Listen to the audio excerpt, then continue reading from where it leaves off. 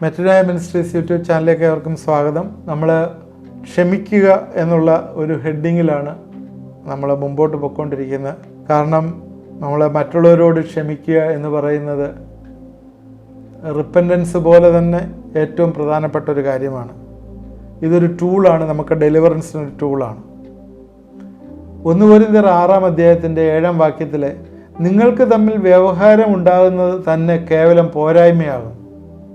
കൊരിന്ത്യ സഭയോട് പറയുന്നതാണ്, വ്യവഹാരം പോരായ്മയാകുന്നു എന്ന്. അതിന് പകരം നിങ്ങൾ അന്യായം സഹിച്ചുകൊള്ളാത്തത് എന്ത്, നഷ്ടം ഏറ്റുകൊള്ളാത്തത് എന്ത്? ഇത് ഇന്നത്തെ തലമുറയോട് പറഞ്ഞാൽ, അല്ലെങ്കിൽ ഇന്ന് നിങ്ങളോട് പറഞ്ഞാൽ നിങ്ങളത് അക്സെപ്റ്റ് ചെയ്യുമോ? നഷ്ടം നിങ്ങൾ ഏറ്റെടുക്കണം, വ്യവഹാരത്തിന് പോകരുതെന്ന്. ഹലോ, ശ്രദ്ധിക്കുക, നഷ്ടം ഏറ്റെടുക്കണം, വ്യവഹാരത്തിന് പോകരുത്. ഒരുത്തൻ നിങ്ങളുടെ പറമ്പിലോട്ട് കൊണ്ടുവന്ന് നാളെ 4 കല്ലൊക്കെ ഇട്ട് നിങ്ങളുടെ ചുറ്റുമുള്ള അയൽക്കാരനോ അല്ലെങ്കിൽ ദൂരെയുള്ള ഒരുത്തൻ വന്നിട്ട് ഞാനിവിടെ വീട് വെക്കാൻ പോവാ, ഇത് നിങ്ങൾക്ക് എന്തെങ്കിലും ഉണ്ടോ, തെളിവുണ്ടോ, ഇതെൻ്റെ സ്ഥലമാണ് എന്ന് പറഞ്ഞിട്ട് ഒരുത്തൻ വന്ന് വേലി കെട്ടി അടച്ചിട്ട് അവൻ വീട് വെക്കാനായിട്ട് അതിനകത്ത് ശ്രമിക്കുമ്പോഴേ എന്തോ നിങ്ങൾ പറയും, നിങ്ങൾക്ക് തമ്മിൽ വ്യവഹാരം ഉണ്ടാവുന്നൊക്കെ. നിങ്ങൾ നേരെ പോയി പോലീസ് സ്റ്റേഷനിൽ പോയി കേസ് കൊടുക്കും. ശരിയാണ്, ലീഗലായിട്ട് വെച്ചിരിക്കുന്ന ലീഗൽ അതോറിറ്റീസൊക്കെ വെച്ചിരിക്കുന്ന അതിന് വേണ്ടിയാണ്, ഇല്ലെന്ന് പറയുന്നില്ല. എന്നാൽ വിശ്വാസികളുടെ ഇടയിലുള്ള കാര്യമാണ് ഈ പറയുന്നത്. അത് അവിശ്വാസിയായിരിക്കും ചെയ്തിരിക്കുന്നത്. വിശ്വാസികളുടെ ഇടയിലെ വ്യവഹാരം പോരായ്മയാകുന്നു എന്നുള്ളതാണ്. സഭയിലൊരു പ്രശ്നമുണ്ടെങ്കിൽ സഭയിലെ മൂപ്പനോ അല്ലെങ്കിൽ സഭയിലെ സഹോദരങ്ങളോ സഹവിശ്വാസികളോ ആണ് അത് സെറ്റിൽ ചെയ്യേണ്ടത്. അത് ദൈവത്തിൻ്റെ സന്നിധിയിൽ സെറ്റിൽ ചെയ്യേണ്ടതാണ്. അതിന് നേരെ കോടതിയിലല്ല പോകേണ്ടത്. ഇന്ന് തന്നെ അറിയാം, എത്രയോ സഭാ കേസുകൾ ഇന്ന് കോടതി കിടക്കുന്നുണ്ട്. ദൈവം ഭൂമിയെ സൃഷ്ടിച്ചത് ദൈവമാണെന്നുള്ള തീരുമാനം എടുക്കേണ്ട കോടതിയാണ്. ആ ഒരു സ്റ്റേജിലായിരിക്കുകയാണെന്ന്. കോടതി എന്തിനായി പോകുന്നത്? സ്ഥലങ്ങളുടെ വ്യവഹാരത്തിനാണ് പോകുന്നത്. എന്നാൽ എനിക്ക് ആ സ്ഥലം വേണ്ട, നിങ്ങൾ എടുത്തോ എന്ന് പറഞ്ഞ ചില സഭകളുണ്ട്, എനിക്കറിയാവുന്ന സഭകളാണ്. ഞങ്ങൾക്ക് സ്ഥലം വേണ്ട, ഈ ലോകത്തിലുള്ള സ്ഥലമൊന്നും വേണ്ട എന്ന് പറഞ്ഞ് എടുത്ത ചില തീരുമാനം എടുത്ത് ഇറങ്ങിപ്പുറപ്പെട്ട ചില സഭകളുണ്ട്. 1800-കളിൽ ഇറങ്ങിപ്പുറപ്പെട്ട ചില സഭകളിൽ ഇന്ന് അവർ ഏറ്റവും റിച്ചാണ് ആ സഭകൾ. അതിൻ്റെ കാര്യം എന്താണ്? ആ പോരായ്മ ദൈവം അവർക്ക് നികത്തി കൊടുത്തു എന്നുള്ളതാണ്. ഞാനതൊരു ഉയർത്തിപ്പറയാനോ താഴ്ത്തിപ്പറയാനോ ഒന്നുമല്ല. ദൈവവചനം പറയുന്നത് വിശ്വാസികൾ തമ്മിൽ വ്യവഹാരം ഉണ്ടാകാൻ പാടില്ല. അത് ആർക്കെങ്കിലും അങ്ങനെ ഒരു വ്യവഹാരം ഉണ്ടെങ്കിൽ അത് ഈ പറഞ്ഞ പോലെ മൂപ്പന്മാരുടെ മുമ്പിൽ തീർക്കണം, ഇല്ലെങ്കിൽ നഷ്ടം ഏറ്റുകൊള്ളണം എന്നാണ് പറഞ്ഞത്. ഇന്നുണ്ടാകുന്ന നഷ്ടത്തിൽ നിങ്ങൾ ക്ഷമിക്കുക, അത്ഭുത വഴികൾ ദൈവം തുറക്കും. ഇന്നുണ്ടാകുന്ന നഷ്ടത്തിൽ നിങ്ങൾ ക്ഷമിക്കുക, അത്ഭുത വഴികൾ ദൈവം തുറക്കും. ഞാനൊരു ഇൻസിഡൻറ്റ് കേട്ടിട്ടുണ്ട്. ഒരു സ്ത്രീ, ഭർത്താവ് മരിച്ചുപോയി, വിധവയാണ്. അവർക്കൊരു മോളുണ്ട്. മോള് പ്രായമായി വരികയാണ്. ഇവർ വലിയ വിദ്യാഭ്യാസമൊന്നുമില്ല, പഴയൊരു കഥയാണോ നടന്ന സംഭവം എന്ന് എനിക്കറിയത്തില്ല, ഞാൻ കേട്ടിട്ടുണ്ട്. പക്ഷേ അതിനകത്തൊരു മോറൽ ഉള്ളതുകൊണ്ടാണ് ഞാനത് പറയുന്നത്. അവർക്ക് കിട്ടിയ സമ്പാദ്യങ്ങൾ പല രീതിയിൽ ചില വീട്ടുജോലി ചെയ്തോ പശുവിനെ വളർത്തിയോ ഒക്കെ കിട്ടിയ സമ്പാദ്യം കുഞ്ഞിനെ പഠിപ്പിക്കുകയാണ്.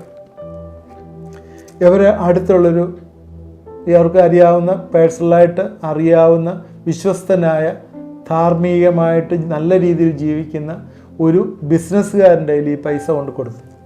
അയാൾ ബിസിനസ് ചെയ്യുന്നതാണ്. അയാൾ ചോദിക്കുമ്പോഴൊക്കെ പൈസ തിരിച്ചു കൊടുക്കുകയും ചെയ്യുന്നതിൽ ആവശ്യം വരുമ്പം ഇവർക്ക് കിട്ടുന്ന പൈസയെല്ലാം ഈ ബിസിനസ്സുകാരൻ്റെ കയ്യിൽ കൊടുക്കുകയാണ്. അയാൾ ബിസിനസ് ചെയ്തുകൊണ്ടിരിക്കുക. 1 ലക്ഷം രൂപയോളം ഈ ബിസിനസ്സുകാരൻ്റെ കയ്യിൽ അദ്ദേഹം പല സമയങ്ങളിലായിട്ട് കൊടുത്തു വന്നപ്പോൾ പെട്ടെന്ന് തന്നെ മോൾക്കൊരു വിദേശത്തു നിന്നൊരു കല്യാണമാണ്. അന്നേരം വിദേശത്ത് നല്ലൊരു പയ്യനാണ്. അന്നേരം അവർ നോക്കി, ഒരു വിശ്വാസിയായ പയ്യനാണ്. അവൻ വന്നു, അവരുടെ വീട്ടുകാർ വന്നു. അവർ വന്ന് പെണ്ണിനെയൊക്കെ കണ്ടു കഴിഞ്ഞപ്പോഴത്തേക്ക് അവർക്ക് പെണ്ണിനെ ഇഷ്ടമായി. അതിന് ഇവർ പറഞ്ഞു, സാധാരണ നാട്ടു നടപ്പ് ഉള്ള അനുസരിച്ച് പറഞ്ഞു, ഞങ്ങളുടെ കയ്യിൽ പൈസയൊന്നും അധികം തരാനായിട്ടൊന്നുമില്ല, ഞങ്ങളുടെ കയ്യിൽ ആകെ 1 ലക്ഷം രൂപയേ ഉള്ളൂ, ആ 1 ലക്ഷം രൂപ ഞങ്ങൾ തരും, കല്യാണ ചെലവിനോ ബാക്കിയുള്ളതിനായിട്ടോ, ഞങ്ങളുടെ കയ്യിൽ ആകെയുള്ള പൈസ അതേ ഉള്ളൂ എന്ന് പറഞ്ഞു. അവർ ഓക്കെ യെസ് ഒക്കെ പറഞ്ഞ് അവർ പോയി. അവർ പെണ്ണെ ഇഷ്ടപ്പെട്ടു, കല്യാണത്തിൻ്റെ ഡേറ്റ് ഒക്കെ നിശ്ചയിച്ചു. ഈ 1 മാസം അല്ലെങ്കിൽ ഒരു 2 ആഴ്ചയൊക്കെ കഴിഞ്ഞപ്പോൾ ഒരു ഡേറ്റൊക്കെ ഫിക്സ് ചെയ്തിട്ട് ഈ സ്ത്രീ പിറ്റേ ദിവസം ഈ ബിസിനസ്സുകാരൻ്റെ അവിടെ ചെന്നിട്ട് പറഞ്ഞു, അടുത്ത മാസം എൻ്റെ മോളുടെ കല്യാണമാണ്, അതുകൊണ്ട് 2 ആഴ്ച കഴിയുമ്പോഴത്തേക്ക് എനിക്ക് ആ 1 ലക്ഷം രൂപ തിരിച്ചു തരണം എന്ന് പറഞ്ഞു. അപ്പോഴീ ബിസിനസ്സുകാരന് പറഞ്ഞ്, അയ്യോ അദ്ദേഹത്തിൻ്റെ ബിസിനസ്സൊക്കെ അല്പം ഡള്ളായിരിക്കുക, ഇപ്പോൾ ആ ബിസിനസ്സിൽ ഇട്ട പൈസ എടുത്തു കഴിഞ്ഞാൽ ആ ബിസിനസ് പൂട്ടിപ്പോണ്ടി വരും. ആ ഒരു സ്റ്റേജിലാണ് അയാളിരിക്കുന്നത്. അന്നേരം അയാൾ പറഞ്ഞു, അയ്യോ എൻ്റെ കയ്യിൽ ഇപ്പം പൈസ തരാനില്ലല്ലോ, നിങ്ങളെ കല്യാണം ഒന്ന് മാറ്റി വെക്ക്, കുറച്ച് നാളുടെ മാറ്റി വെക്ക്, അല്ലാതെ എൻ്റെ കയ്യിൽ പൈസ ഇല്ല ഇപ്പം തരാനായിട്ട് എന്ന് പറഞ്ഞിട്ട് ഈ ബിസിനസ്സുകാരൻ അവരെ ഓടിച്ചു വിട്ടു. ഇവർ വല്ലാത്ത നിരാശയിൽ പ്രയാസമായി. കാരണം ആ പയ്യന് 1 മാസത്തെ ലീവോ ഒക്കെ ഉള്ളൂ, 1.5 മാസത്തിനകത്ത് അവന് തിരിച്ചു പോകണം. ഈ കല്യാണം നടന്നിട്ട് വേണം അവന് തിരിച്ചു പോകാനായിട്ട്. അതുകൊണ്ട് ഇതിപ്പം നടത്തിയെങ്കിലേ പറ്റുള്ളൂ, ഇല്ലെങ്കിൽ അത് നടക്കത്തില്ല എന്ന് അവർ പറഞ്ഞു. പക്ഷേ ഇദ്ദേഹം ആ പൈസ കൊടുക്കാനായിട്ട് പ്രിപ്പയർഡല്ല. ഇദ്ദേഹം ഈ വിധവയായിട്ടുള്ള സ്ത്രീ വലുതായിട്ട് പ്രയാസപ്പെട്ട് ദൈവസേനയിൽ പോയി പ്രാർത്ഥിച്ചു. ദൈവിക വഴി തുറന്നു കിട്ടാനായിട്ട്, ദൈവമേ ഇങ്ങനെ ഒരു സംഭവം ഉണ്ടായി, വിശ്വാസിയായ ഒരു പയ്യൻ, എൻ്റെ മകൾ വിശ്വാസിയാണ്, ഞാൻ ദൈവത്തിൽ ആശ്രയിക്കുന്ന വ്യക്തിയാണ്, ഞാൻ ഇതുവരെ സമ്പാദിച്ച പൈസയെല്ലാം അദ്ദേഹത്തിൻ്റെ ബിസിനസ്സിന് കൊടുത്തു, അദ്ദേഹം ബിസിനസ് നടത്തുമായിരുന്നു, എനിക്ക് കാശ് ഇതുവരെയും തന്നുകൊണ്ടിരുന്ന, ഇപ്പോഴേ ഈ 1 ലക്ഷം രൂപ ചോദിച്ചപ്പോൾ എനിക്ക് കിട്ടിയില്ല എന്ന് പറഞ്ഞു. ദൈവം ഒരാലോചന പറഞ്ഞു കൊടുത്തു. ഉടനെ ഇവർ കേസിനൊന്നും പോയില്ല, കേസിനും വഴക്കിനും ഒന്നും പോയില്ല. എനിക്ക് പൈസ നീ തന്നില്ല, ഞാൻ നിനക്ക് കേസ് കൊടുക്കും, നീ ഇത് ചെയ്യും, ആന ചെയ്യും, പൂന ചെയ്യും, എൻ്റെ കല്യാണം മുടങ്ങി പോകല്ലേ എന്നൊക്കെ പറഞ്ഞ് കേസിനോ അല്ലെങ്കിൽ പഞ്ചായത്തിൽ പോയി അതൊരു ഇഷ്യൂ ആക്കിയോ അല്ലെങ്കിൽ പഞ്ചായത്തുകാരെ ആളെ കൂട്ടി വന്ന് അതൊരു ഇഷ്യൂ ആക്കിയോ ഒന്നും ചെയ്തില്ല. അവർ പ്രാർത്ഥിച്ചു. അതാണ് അവർ ചെയ്തത്. ദൈവസന്നിധിയിൽ ദൈവത്തോട് ആ വിഷയം പറഞ്ഞ് പ്രാർത്ഥിച്ച് ദൈവത്തിൻ്റെ സന്നിധിയിലിരുന്ന് പ്രാർത്ഥിച്ചു കഴിഞ്ഞപ്പോൾ ദൈവം ഒരാലോചന പറഞ്ഞു. അവർ പിറ്റേ ദിവസം തന്നെ ഫോൺ എടുത്ത് ചെറുക്കൻ്റെ വീട്ടുകാരെ വിളിച്ചിട്ട് പറഞ്ഞു, ഈ കല്യാണം ഇപ്പോൾ നടക്കത്തില്ല. അവരങ്ങ് അപ്സെറ്റായിപ്പോയി. കാരണം എല്ലാം പറഞ്ഞ് ഉറപ്പിച്ച് പോയതാണ്, കല്യാണം ഇത്രാം തീയതി നടത്താമെന്നൊക്കെ പറഞ്ഞ് ഉറപ്പിച്ച് പോയതാണ്. അവർ തിരിച്ച് വിളിച്ച് പറയുകയാണ്, ഈ കല്യാണം ഇപ്പം നടക്കത്തില്ല. അന്നേരം അതെന്താണ് കാരണമെന്ന് അവർ ചോദിച്ചു. അന്നേരം ഞാൻ നിങ്ങളോട് പറഞ്ഞു, ഞാനൊരു 1.5 ലക്ഷം രൂപ നിങ്ങൾക്ക് കല്യാണ ചെലവിന് തരാം, ആ പൈസ എൻ്റെ കയ്യിൽ ഇപ്പോഴും തിരിഞ്ഞു വന്നിട്ടില്ല, അതുകൊണ്ട് എനിക്കിപ്പോൾ അത് തരാൻ പറ്റാത്തതുകൊണ്ട് കല്യാണം നടക്കത്തില്ല. അപ്പോഴേ എന്താ സംഭവിച്ചേ? അവർ പറഞ്ഞു, അതേ ഉള്ള കാര്യം, നിങ്ങൾക്ക് ആ 1.5 ലക്ഷം രൂപ തരാത്ത അത് നിങ്ങൾ തരണ്ട, നിങ്ങൾക്ക് കിട്ടുമ്പോൾ തരികയോ അല്ലെങ്കിൽ എന്തെങ്കിലും ആവട്ടെ, കല്യാണം നമ്മൾ പറഞ്ഞ ഡേറ്റിൽ തന്നെ നടക്കും, കല്യാണ ചിലവൊക്കെ ഞങ്ങൾ നോക്കിക്കോളാം, നിങ്ങളത് അറിയണ്ടാകും. അങ്ങനെ ആ കല്യാണത്തിന് വന്ന ചിലവും അതുപോലെ മാല എന്തൊക്കെയാണെന്ന് വെച്ചാൽ ആഭരണങ്ങളുണ്ടെങ്കിൽ അത് വാങ്ങാനുള്ള പൈസയും എല്ലാം ആ പയ്യൻ്റെ വീട്ടുകാർ തന്ന് ആ വിധവയുടെ മകളുടെ കല്യാണം ആ പറഞ്ഞ ഡേറ്റിൽ സുഭിക്ഷമായി നടത്തി. അതിന് ഇവർക്ക് ഈ കല്യാണം നടത്താനായിട്ട് പൈസ ആവശ്യമുണ്ടെന്ന് മനസ്സിലാക്കിക്കൊണ്ട് ഈ മനുഷ്യന് ജസ്റ്റായിട്ടുള്ള മനുഷ്യനായിരുന്നു. അയാൾ ഓടി നടന്ന് പല സ്ഥലങ്ങളിൽ നിന്നുമൊക്കെ വാങ്ങി പൈസയൊക്കെ വാങ്ങിച്ച് ഈ കല്യാണം നടത്തുന്നതിൻ്റെ തലേ ദിവസം കൊണ്ടുവന്ന് ഈ 1.5 ലക്ഷം രൂപ അവർക്ക് കൊടുക്കുകയും ചെയ്തു. ദൈവികമായിട്ടുള്ള വഴിയും ദൈവികമായിട്ടുള്ള ഇൻവോൾവ്മെൻറ്റുമാണ്. ഞാനൊരു ഒരു നടന്ന സംഭവമാണെന്നാണ് ഞാൻ മനസ്സിലാക്കുന്നത്. ഇത് ഇങ്ങനെ നടക്കുകയും പറയുകയും നടക്കാനുള്ള കാര്യം എന്താണ്? ഈ കല്യാണം അങ്ങനെ ഇപ്പോൾ അവളെ സംബന്ധിച്ചിടത്തോളം മോൾക്ക് കുറച്ച് പൈസ കൊടുക്കത്തക്ക രീതിയിൽ അല്ലെങ്കിൽ അവൾക്ക് ആഭരണമോ എന്തെങ്കിലുമൊക്കെ കൊടുക്കത്തക്ക രീതിയിൽ കാര്യങ്ങൾ ക്രമീകരിക്കത്ത രീതിയിൽ ദൈവം നടത്തി. കാരണം എന്താണ്? നേരത്തെ വായിച്ചു, വ്യവഹാരത്തിന് പോവുകയോ ആളിനെ കൂട്ടുകയോ ഒന്നും ചെയ്യാതെ അവർക്ക് ക്ഷമിക്കാനുള്ള മനസ്ഥിതി ഉണ്ടായിരുന്നു. കർത്താവും ഇത് തന്നെയാണ് കാൽവറി ക്രൂശിൽ ചെയ്തത്. നമ്മുടെ പാസ്റ്റ്, പ്രസൻറ്റ്, ഫ്യൂച്ചർ പാപങ്ങളൊക്കെയും കാൽവറിയിൽ ക്ഷമിച്ചു. നമുക്കെന്നാലും പൂർണ്ണമായിട്ട് ക്ഷമിക്കാനായിട്ട് പറ്റുന്നില്ല. മരണക്കിടക്കേ കിടക്കുമ്പോൾ പോലും ശത്രുവിനോടുള്ള പ്രതികാരം മനസ്സിൽ ചിലർ വെച്ചുകൊണ്ടിരിക്കുകയാണ്. ഇതിൽ നിന്നെല്ലാം നമ്മൾ പുറത്തു വരണം. ശത്രുവിന് അനർത്ഥം വരുമ്പോൾ ചില ആളുകളുണ്ട് നമ്മളോട് പ്രതികാരം ചെയ്ത് നമ്മളൊന്നും റിറ്റാലിയേറ്റ് ചെയ്യില്ല, അനങ്ങാതിരുന്നു. എന്നാൽ എല്ലാം ക്ഷമിച്ചു എന്ന് പറയുമ്പോഴും അവൻ എന്തെങ്കിലും ഒരു പ്രോബ്ലം വന്നപ്പോഴേ അല്ലെങ്കിൽ ഒരു ആപത്ത് വന്നപ്പോഴേ കണ്ടോ ദൈവം എന്നോട് ചെയ്തതിന് പ്രതികാരമോ ദൈവം ചെയ്തു എന്നൊന്നും ഒരിക്കലും പറയരുത്. നിൻ്റെ ഹൃദയം കൺട്രോൾ ചെയ്ത് വെക്കുക, ശത്രുവിനെ അനുഗ്രഹിക്കാൻ പഠിക്കുക. ഇതാണ് പറയേണ്ടത്. ശത്രുവിന് നാശം വന്നിട്ടുണ്ടാവും. അന്നേരം ദൈവം ചെയ്ത അവന് എന്ന് പോലും നിന്റെ ഹൃദയത്തിൽ പറയരുത്. സദൃശവാക്യം 17:5 ദരിദ്രനെ പരിഹസിക്കുന്നവൻ അവൻ്റെ സൃഷ്ടാവിനെ നിന്ദിക്കുന്നു, ആപത്തിൽ സന്തോഷിക്കുന്നവന് ശിക്ഷ വരാതെ ഇരിക്കുകയില്ല. Okay, he that is glad it calamities shall not unpunished. ആപത്തിൽ സന്തോഷിക്കരുത്. വേറൊരാൾക്ക്, ശത്രുവിന് അല്ലെങ്കിൽ വേറൊരുത്തന് ആപത്ത് വരുമ്പോഴേ നീ അതിൽ സന്തോഷിക്കരുത്. സന്തോഷിച്ചാൽ നിനക്ക് ശിക്ഷ വരാതിരിക്കുകയില്ല. ദൈവവചനത്തിലുള്ള കാര്യമാണ് പറയുന്നത്. അതുപോലെ തന്നെ സദൃശവാക്യം 24:17 നിന്റെ ശത്രു വീഴുമ്പോൾ സന്തോഷിക്കരുത്, അവൻ ഇടറുമ്പോൾ നിന്റെ ഹൃദയം ആനന്ദിക്കരുത്. Rejoice not when thine enemy falleth and let not thine heart be glad when he stumbleth. അതിന് ശത്രു വീഴുകയോ ഇടറുകയോ ഒക്കെ ചെയ്യും. അതൊക്കെ കണ്ടിട്ട് നിന്റെ ഹൃദയം സന്തോഷിക്കാനായിട്ട് പാടില്ല. അതുകൊണ്ട് എന്താ ചെയ്യേണ്ടേ? ശത്രുക്കളെ അനുഗ്രഹിക്കണം. അനുഗ്രഹിക്കുന്ന ഒരു മനസ്സ് വരുമ്പോൾ നമ്മളിങ്ങനെ മനസ്സിൽ ഇതിങ്ങനെ പറഞ്ഞുകൊണ്ടേയിരിക്കണം. ശത്രുവിനെ അനുഗ്രഹിക്കുന്ന കാര്യം പറഞ്ഞുകൊണ്ടിരിക്കണം, അവനുവേണ്ടി പ്രാർത്ഥിക്കുന്ന കാര്യം പറഞ്ഞുകൊണ്ടിരിക്കണം. അപ്പോൾ നമ്മുടെ മനസ്സതനുസരിച്ച് ട്യൂൺഡായി വരും. മനസ്സ് വാക്കിനോട് യോജിച്ച് വരുന്നതായിട്ട് കാണും. So forgiveness is A decision. അതൊരു തീരുമാനമാണ്. എൻ്റെ ഫീലിങ്സ് പലപ്പോഴും തിളച്ചു മറിയും. അയ്യോ എനിക്കത് പറ്റത്തില്ല എന്ന് പറയാൻ എനിക്ക് ഫീലിങ്സ് ഉണ്ടാവും. But even if I don't feel, എൻ്റെ മനസ്സിൽ അങ്ങനൊരു ഫീലിംഗ് ഇല്ലെങ്കിൽ കൂടിയും ഞാൻ അദ്ദേഹത്തോട് ക്ഷമിക്കാനായിട്ട് തീരുമാനിച്ചു എന്ന് പറയാം. അങ്ങനെ പറയുമ്പോഴേ പരിശുദ്ധാത്മാവ് ക്ഷമിക്കാനായിട്ട് നമ്മളെ സഹായിക്കും.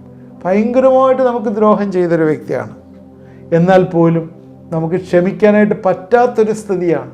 നമ്മുടെ കുടുംബത്തെ വരെ നശിപ്പിച്ചില്ലാതാക്കി കളഞ്ഞ വ്യക്തിയാണ് എന്ന് നിങ്ങൾക്ക് തോന്നുന്നെങ്കിൽ കൂടിയും അവനോട് ക്ഷമിക്കാനും അവനെ അനുഗ്രഹിക്കാനും നമ്മൾ പഠിച്ചു കഴിഞ്ഞാൽ പരിശുദ്ധാത്മാവിനെ സഹായിക്കും. To err is human but forgive is divine എന്നൊരു ചൊല്ലുണ്ടല്ലോ. മനുഷ്യന് തെറ്റുപറ്റാം, എന്നാൽ ക്ഷമിക്കുന്നത് ദൈവികമാണ് എന്ന്. അതുകൊണ്ട് തീരുമാനം നമ്മൾ വിൽഫുള്ളായിട്ട് എടുക്കാൻ വേണ്ടി ക്ഷമിക്കാനായിട്ട്.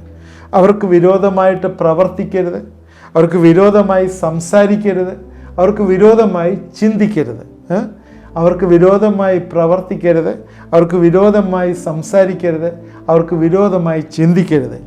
അങ്ങനെ നമ്മളങ്ങോട്ട് ചെല്ലുമ്പോഴേ നമ്മുടെ കെട്ടുകളൊക്കെ അഴിയുന്നതായിട്ടും സ്വാതന്ത്ര്യം വരുന്നതായിട്ട് നമുക്ക് മനസ്സിലാവും. നമ്മുടെ ഉള്ളിലുള്ള ഫീലിങ്ങുകളൊക്കെ ഒന്ന് മാറി ഒന്ന് സന്തോഷം വരുന്നതായിട്ട് കാണാം. ഇമോഷൻസിനൊക്കെ ഒരു സ്വാതന്ത്ര്യം വരുന്നതായിട്ട് കാണാം. നമുക്കറിയാമോ, ഈ അൺഫോർഗീവ്നെസ് പ്രാർത്ഥനയ്ക്ക് വരെ തടസ്സമാണ്. മർക്കോസിൻ്റെ സുവിശേഷം 11-ാം 24, 25, 26 വാക്യങ്ങൾ. അതുകൊണ്ട് നിങ്ങൾ പ്രാർത്ഥിക്കുമ്പോൾ യാചിക്കുന്നതൊക്കെ ലഭിച്ചുവെന്ന് വിശ്വസിപ്പീൻ, എന്നാൽ അത് നിങ്ങൾക്കുണ്ടാകും എന്ന് ഞാൻ നിങ്ങളോട് പറയുന്നു. നിങ്ങൾ പ്രാർത്ഥിക്കാൻ നിൽക്കുമ്പോൾ സ്വർഗസ്നായ നിങ്ങളുടെ പിതാവ് നിങ്ങളുടെ പിഴകളെ ക്ഷമിക്കേണ്ടതിന് നിങ്ങളോട് ആരോടെങ്കിലും വല്ലതും ഉണ്ടെങ്കിൽ അവനോട് ക്ഷമിപ്പീൻ. നിങ്ങൾ ക്ഷമിക്കാഞ്ഞാലോ സ്വർഗസ്നായ നിങ്ങളുടെ പിതാവ് നിങ്ങളുടെ പിഴകളെയും ക്ഷമിക്കുകയില്ല. ഇവിടെയും പറയുന്നു അവരോട് ക്ഷമിക്കണം. ക്ഷമിച്ചില്ലെങ്കിൽ പിതാവ് നിങ്ങളോട് ക്ഷമിക്കുകയില്ല. രക്ഷിക്കപ്പെട്ടതിന് ശേഷവും ഉള്ള പിഴകൾ നമ്മൾ ക്ഷമിക്കാനായിട്ട് പഠിക്കണം. ആർക്കാണ് ഏറ്റവും വലിയ നഷ്ടം വരുന്നത് ക്ഷമിച്ചില്ലെങ്കിൽ? ഈ വചനപ്രകാരം നഷ്ടം വരുന്നത് നമുക്കാണ്.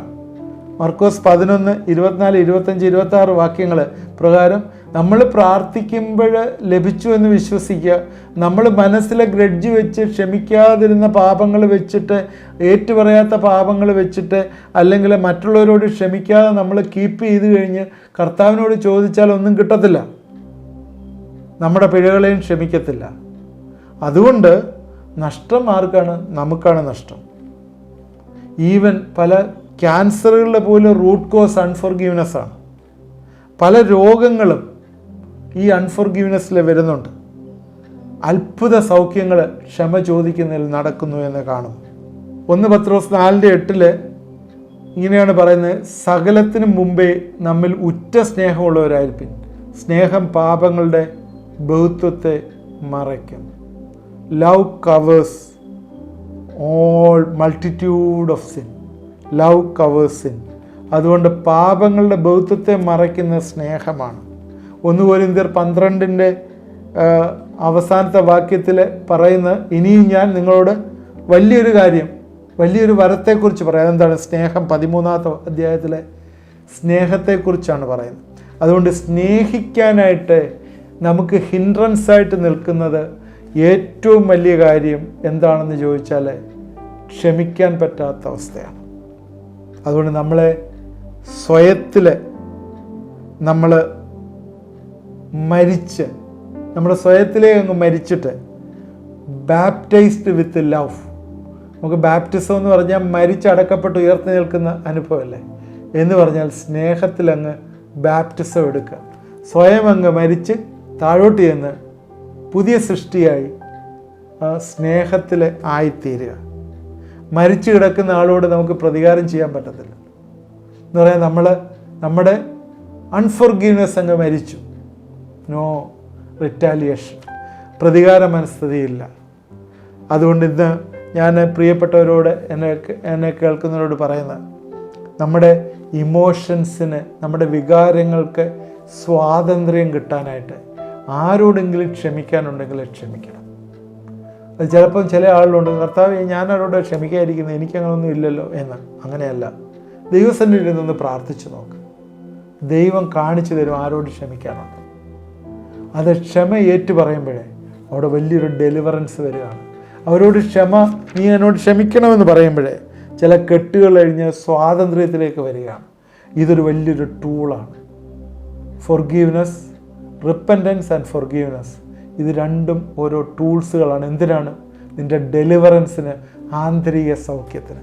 നിനക്ക് ആന്തരിക സൗഖ്യം ഉണ്ടായെങ്കിൽ മാത്രമേ, നിൻ്റെ മനസ്സിന് സൗഖ്യം ഉണ്ടായെങ്കിൽ മാത്രമേ ശരീരത്തിന് നിൻ്റെ സൗഖ്യം വരുള്ളൂ.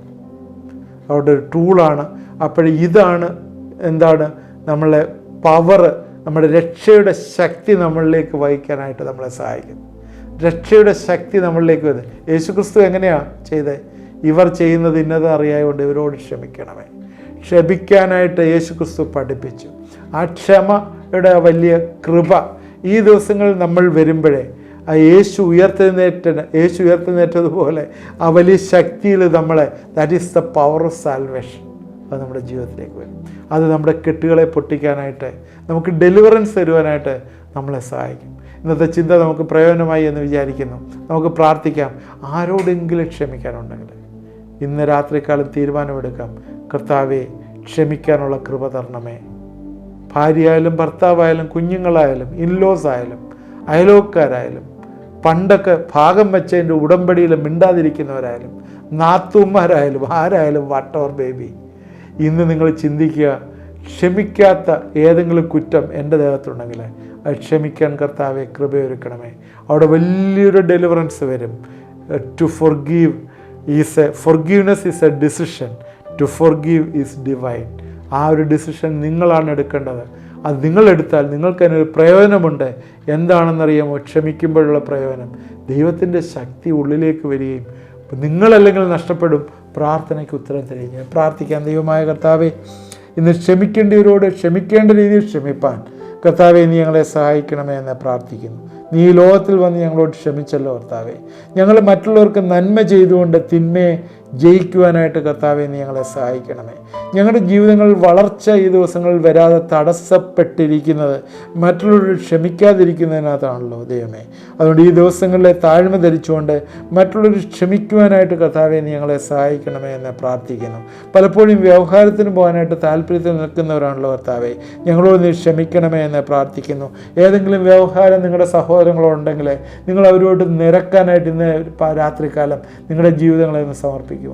ഏതെങ്കിലും സഹോദരങ്ങളോട് കോടതി കേസ് നടത്തുന്ന ആരെങ്കിലും ഇത് കാണുന്നുണ്ടെങ്കിൽ ഈ ദിവസങ്ങളിൽ അവരെ ഫോൺ വിളിച്ച് ഞാൻ എൻ്റെ കേസ് വിഡ്രോ ചെയ്യുകയാണെന്ന് നിങ്ങൾക്ക് പറയാനായിട്ട് നിങ്ങൾക്ക് കഴിയുന്നുണ്ടെങ്കിൽ സ്വർഗത്തിൽ നിങ്ങൾക്ക് ഇരട്ടി പ്രതിഫലവും ഈ ലോകത്തിലെ വേറെ നന്മകളും ദൈവം നിങ്ങളെ അയക്കും.